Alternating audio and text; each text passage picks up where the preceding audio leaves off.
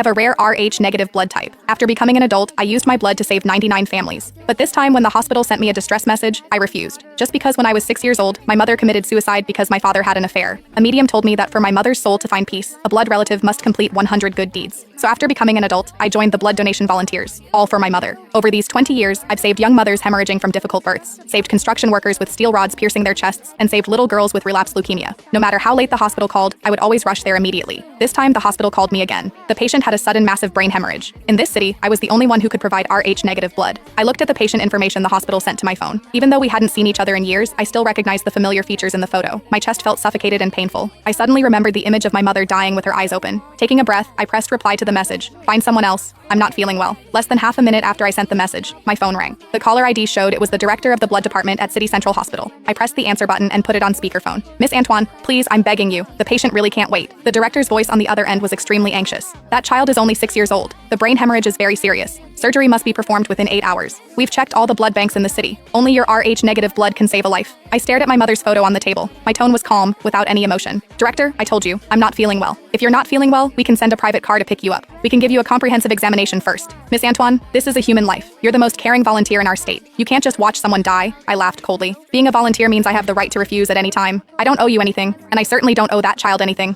After saying this, I hung up directly and pressed the power button. The room instantly became quiet. I looked at my mother's gentle face in the photo, my fingers clenched tightly into fists. Just one more good deed, and my mother could find peace. But this 100th good deed, I would absolutely never do for my enemy's son. But I was thinking too simply. Less than 10 minutes later, my backup work phone suddenly lit up. Only a few important clients and the community manager knew this phone number. I looked at the unknown number on the screen and pressed answer. Is this Miss Antoine? The male voice on the other end was extremely anxious and accusatory. I'm a reporter from the state TV station. The entire internet is looking for you right now. The 6-year-old boy with brain hemorrhage at City Central Hospital. Why won't you save him? Do you know your behavior is equivalent to murder? I gripped my phone tightly, my eyes completely cold. Murder? By your logic, that child's biological parents murdered someone 20 years ago. Why don't you investigate that? I hung up directly and blocked the number. I opened my tablet next to me and clicked on the local news live stream. On the screen was the scene outside the emergency room at City Central Hospital. A well-dressed woman was kneeling on the floor outside the emergency room door, crying hysterically. Please everyone help me. Help me find that volunteer. As long as she's willing to donate blood to save my son, I'll kowtow to her. I stared at that face on the screen. Even if she turned to ash, I would recognize her. Garcia. In the footage, a middle-aged man in a suit walked into frame. He bent down to help Garcia up, facing the reporter's camera with a face full of indignation. I don't understand what this volunteer is thinking. The hospital said she's donated blood for free 99 times, so why won't she save my son? If it's about money, I can give her 1 million, 10 million. Gabriel spoke through gritted teeth to the camera. A 6-year-old child is lying inside waiting for his life to be saved. How can she be so selfish? I hope all the netizens can help me find this person. I want to ask her to her face if her conscience has been eaten by dogs. The comments in the live stream instantly exploded. This volunteer is disgusting. The 99 times must be fake data. When it comes to the real thing, she shrinks back. Dox her. Force her to donate blood. Right, we can't let this cold-blooded animal get away with